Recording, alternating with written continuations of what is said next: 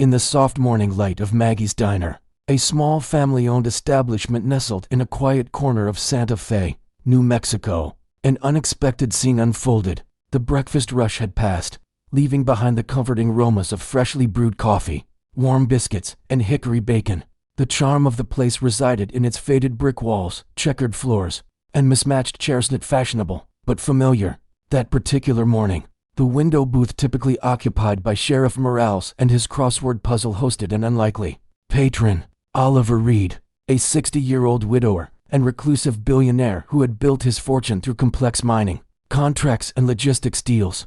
Sat stiffly in his crisp white shirt with sleeves carefully rolled to appear approachable. Across from him sat his 6-year-old son, Nathan, a pale boy with untamed blonde curls who kept his arms tightly wrapped around himself, eyes fixed on the table. The untouched blueberry muffin on his plate told its own story. Nathan wasn't like other children his age. He had been diagnosed with severe anxiety disorder and developmental emotional delayterms, for which Oliver had paid specialists thousands to explain, yet still barely comprehended. What he did understand was painfully simple. His son couldn't maintain eye contact, disliked being touched, and had never once hugged his father. Sarah Collins noticed everything without needing to ask. The 32-year-old waitress, who had once trained as a pediatric nurse before life took an unexpected turn, observed Nathan's tight shoulders and twitching fingers that seemed to yearn for hiding. She approached their table with a gentle energy, her voice barely above a whisper. "Can I get you something else, sweetie? Maybe some more milk?" Nathan didn't answer verbally, but his momentary glance upward spoke volumes to Sarah. Then it happened. A plate crashed in the kitchen, the sharp sound of ceramic against tile sending Nathan into distress. His breathing became shallow and rapid. His eyes darted frantically as he pressed his hands against his ears, rocking slightly as the world became overwhelming. Oliver froze, reaching across the table but uncertain what to do. "Nathan," he said softly, then louder, "Nathan, it's okay. It's just a plate." But the boy wasn't truly hearing him. The diner fell silent as patrons watched the scene unfold. Sarah moved with purpose but without hurry. She knelt a respectful distance from Nathan, opened her arms wide with palms a pan invitation. Nothing more. Seconds passed in tense silence before Nathan, without warning, stood up, walked slowly toward her, and folded himself into her embrace. The diner collectively held its breath as Oliver remained frozen, hands still extended across the table, mouth slightly open in astonishment. In 6 years, not even he had been held by his son at once, until now. The following morning, Sarah was wiping down the counter when Oliver returned, this time walking in not as someone merely tolerating others' presence, but as a man searching for something he wasn't sure he deserved to find. After the breakfast crowd thinned, he approached her, hat in hand. "I wanted to thank you," he began, his voice rougher than before, "for what you did yesterday." Sarah glanced up from the coffee pot with an uncertain smile. "He's a sweet boy." Oliver hesitated. "He's not like other children. He screams when doctors try to check his heartbeat. He won't even sit beside his therapists. But yesterday, he walked across a room and hugged you." Sarah nodded thoughtfully. Sometimes kids just know when someone's not trying to fix them. After a moment of silence, Oliver produced a business card from his jacket pocket. "I don't know what you do outside of this place, but I'd like to offer you something. Not a job, not exactly. I just thought maybe you could spend time with Nathaniel to him, or don't. Play a game, read a book, or just sit. Whatever feels right." Sarah looked at the card without immediately taking it. "I'd pay you well," Oliver added quickly, seemingly embarrassed by the necessity of mentioning compensation. But Sarah wasn't thinking about money. She was remembering how Nathan had pressed his face into her shoulder, how his breathing had slowed in her embrace, how the weight in his little chest had momentarily lifted. "I'll think about it," she said, placing the card beside the napkin dispenser. Oliver nodded and turned to leave, but paused awkwardly. "One more thing," he said. "I found this on the floor of the back seat. I think it's meant for you." He handed her a folded piece of paper, its edges creased from being tightly gripped by small fingers. Sarah carefully unfolded it to find a crayon drawing 2 stick figures with outstretched arms, and a shaky red heart between them. Simple yet profound. She stared at it, her throat unexpectedly tight with emotion. Some invitations don't arrive in envelopes or use words. Some come in the form of a child's drawing, born from a place deeper than language. "Tell him I'd love to come by, just for a little while," she said softly. Oliver nodded again, But this time his eyes held something beyond relief, something closer to hope. Sarah never treated her time with Nathan as a formal job. She carried no clipboard, behavior charts, or therapeutic exercises.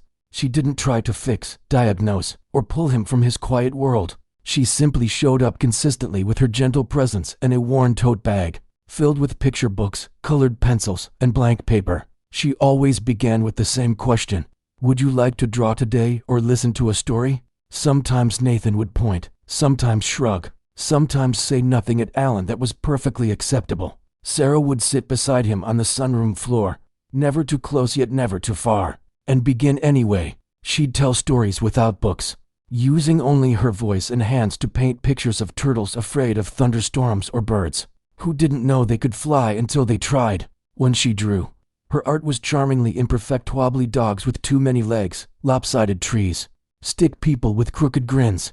Nathan would watch, occasionally amused enough to grab a crayon and add his own touch as a second sun, a missing cloud, or meaningful scribbles that looked like nothing and everything simultaneously. Whenever Nathan showed signs of distress, Sarah would pause and offer the same gentle words: if you feel scared, you can hug me or let me hug you. Only if you want to. She never forced contact or reached first.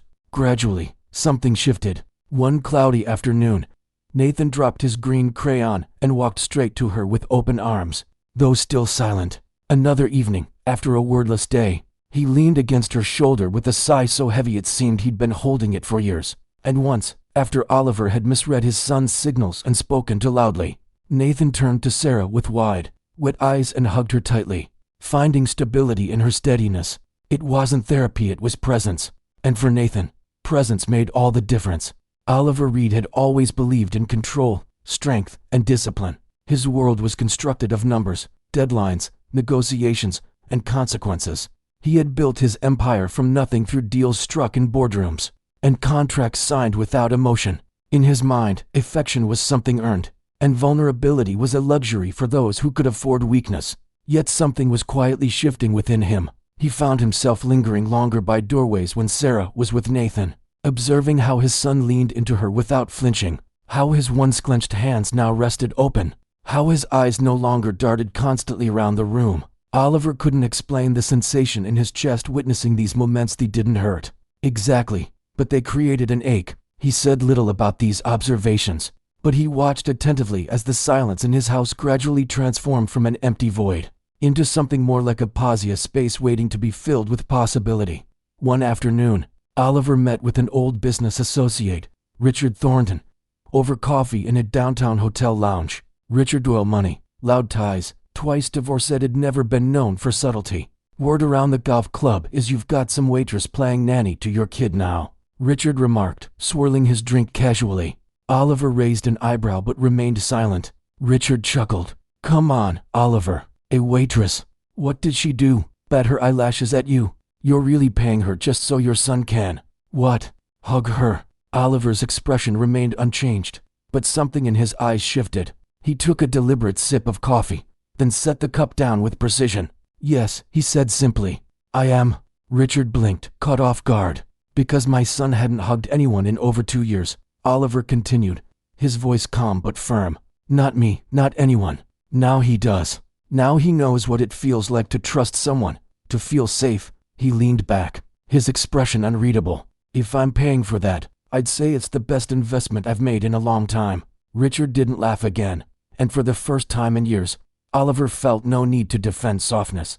Not anymore. The photo surfaced on a Tuesday morning, buried among clickbait headlines and gossip-fueled chatter. Though slightly grainy, taken through the diner's window, Glareth image told its story clearly. A small boy with arms wrapped tightly around a woman's waist, face buried in her sweater. Standing just a few feet away, unnoticed by the camera, was a man with silver at his temples and confusion in his eyes.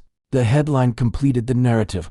Billionaire's son clings to a known waitress, morning cuddle. Or something more? By noon, it had spread across local blogs, national gossip sites, and even featured in a daytime television segment, where panelists speculated about inappropriate boundaries and questioned why wealthy parents trust strangers with their children. Oliver saw it after walking out of a lunch meeting, a concerned text from his assistant with a link, and the words, "You'll want to handle this before it spirals." He didn't immediately open the article. Instead, he stared at the thumbnail showing Nathan caught in his most vulnerable moment, broadcast to the world without consent, and standing beside him was Sarah. His jaw tightened as his chest burned with anger. Within an hour, Oliver had pulled strings to remove the most viral versions of the story. His legal team drafted cease and desist notices, while his PR consultant called the situation unfortunate but manageable. Yet none of that mattered because one question refused to quiet in Oliver's mind. How did this get out? He remembered the peaceful days in the sunroom, Sarah's calming presence, Nathan's drawing, the progress, the trust, and now this betrayal. By late afternoon, Oliver had made his decision. He didn't confront her or ask for an explanation. He simply called the diner, asked for her shift schedule, then left a message with the manager. Tell her the arrangement is over. No further visits. No contact, no signature, no goodbye. Sarah received the message during a break between tables. She didn't cry or call back. She simply walked to the back room, sat down, and unfolded the drawing Nathan had given her of stick figures with the red crayon heart, still smudged from little fingers. She stared at it for a long time. No one needed to explain what had happened. She'd seen the headline that morning too. But what hurt more than the photo was knowing Oliver hadn't even asked her. He hadn't wondered whether she was responsible. He had simply assumed the worst. Outside, customers laughed over breakfast, unaware that something delicate had just been broken. In the quiet that followed, Sarah folded the drawing back into its original creases and tucked it away. Some connections, it seemed, weren't meant to last. Sarah never tried to defend herself. No phone call, no text, no visit to Oliver's home to plead her case. She understood, perhaps too well, that once someone like him made up his mind, words were unlikely to change it, and she had never been the type to beg for what should have been a conversation in the first place. Instead, she folded a piece of plain, unlined paper in half twice and sat at a corner table during her break, pen in hand. No greeting, no signature, just one simple sentence written in her soft, looping script. Not everyone needs words. Sometimes all it takes is someone calm enough to offer their hand. She read it once, folded it again, and slipped it into a small envelope she'd carried in her bag for no particular reason until now. No perfume, no drama, used to quiet truth offered without expectation. After her shift, Sarah walked to the gated entrance of Oliver's estate. She didn't buzz the intercom or wait for anyone to emerge. She simply placed the envelope gently inside the mailbox and turned to leave, her hands still warm from holding it. As she walked away, the sky above Santa Fe was turning the deep gold it only achieves for a few minutes each evening. In that brief golden hush, Sarah didn't feel angry, just still. Some things weren't meant to be argued. Some silences carried more meaning than 1,000 explanations ever could. The truth emerged quietly, as most important truths do. It was Oliver's chief of security who finally tracked the source of the photo. Days after the story had already begun to fade from public interest, the image hadn't been leaked by a staff member or insider. It hadn't come from anyone Sarah knew. It was captured by a random customer passing through town, sipping coffee and scrolling their phone while watching from a corner booth. They'd snapped the photo thoughtlessly, posted it for attention, and walked away without ever understanding what they'd captured. No malice, no schemist carelessness. Oliver read the report with a blank expression, the weight of it sinking in slowly. Sarah hadn't betrayed him. She hadn't exploited Nathan's vulnerability for attention. She had done exactly what she always had, offered kindness without expecting anything in return, and he had cut her off without a word. That same week, Nathan changed. It wasn't loud or obvious, but Oliver noticed it in the small things. The way Nathan stopped humming softly in the morning, how he no longer waited by the window in the sunroom, his crayons untouched in their tin. Nights became harder. The boy tossed and turned, whimpering in his sleep. The comfort he'd found in touch, which Oliver had once dismissed as unnecessary, was now a wound, a missing piece. For days, Oliver tried to fill the void. He read stories, brought new books, sat beside his son in silence, hoping presence alone might suffice. It wasn't enough. One night, well past midnight, Oliver passed Nathan's room and noticed the soft glow of the nightlight, still flickering beneath the door. He hesitated, then knocked gently before opening it. What he saw made him pause. Nathan was curled on the bed, hugging a pillow to his chest. His eyes were open, but heavy with fatigue, was trying to find comfort in fabric and feathers, something that might trick his body into feeling safe again. Oliver stepped closer. "Can't sleep?" he asked, voice low. Nathan didn't look up, just pressed his cheek deeper into the pillow. "This one's not warm," he whispered. "Not like her." The words hit Oliver like a stone in his stomach. Not warm like her. He sat down on the edge of the bed, not touching, just present. In that moment, everything became clear. The Hudhead embrace hadn't just been a miracle or about progress, therapy, or breakthroughs. It was the first time Nathan had felt accepted exactly as he was. The first time someone had reached out not to change him, but simply to hold space for him. Sarah hadn't taught Nathan how to function. She had taught him how to feel safe, how to trust, how to love, and perhaps most importantly, how to love himself. Oliver had spent his life building things, buildings, systems, a legacy. But what Sarah had built with nothing more than time, patience, and open arms was something far more powerful. He looked at his son, small and quiet under the covers, holding a pillow that couldn't give back the warmth he craved. And Oliver finally understood. It wasn't just Nathan who needed hair, it was him too. The community library wasn't crowded that morning. A few parents with restless toddlers filled the reading corner. Elderly couples thumbed through large print novels, and the smell of old books and warm carpet lingered in the air. In the far back, seated on a beanbag chair, Sarah Collins held a worn copy of Harold and the Purple Crayon and read aloud, her voice low and animated, letting the rhythm of the story carry over the quiet hum of conversation. Oliver stood at the entrance of the children's section, unnoticed for a long moment. He watched her hair tucked behind one ear, hand tracing the page as she spoke. The children listened attentively, but Oliver's eyes were fixed on her face, not the book. There was peace there, the same peace he had once seen on Nathan's face before he'd broken everything. When the story ended and the children scampered off with juice boxes, Oliver stepped forward, carrying something far heavier than pride. "I'm sorry," he said simply. Sarah turned, surprised. Her expression shifted from polite confusion to quiet recognition. "I believed something I shouldn't have," Oliver continued. "I let fear speak louder than truth." He drew in a breath. "I'm the richest father I know, but I wasn't rich enough to teach my son how to hug someone, or how to let someone hug him back." Sarah didn't speak, but her eyes softened, and in that silence, forgiveness began. In the weeks that followed, something beautiful took root. Together, they launched a small nonprofit called the First Embrace, a gentle program designed not to diagnose or fix, but to guide children with emotional or developmental challenges into moments of safe, intentional connection. It wasn't therapy or instruction, it was presence, warmth, and kindness offered freely without expectation. At the launch event held in the sunny courtyard of a local community center, families gathered, unsure what to expect. There were no suits or speech, just music, story circles, and soft blankets spread over the grass. Nathan stood beside Sarah at the front, one hand clutching the hem of her cardigan. When she knelt beside him, he looked into her eyes, then stepped forward and wrapped his arms around her waist in front of everyone. The crowd fell silent. Then, slowly, Nathan turned toward his father. He didn't speak or rush. He simply raised both arms, palms upon a silent invitation Oliver had once thought would never come.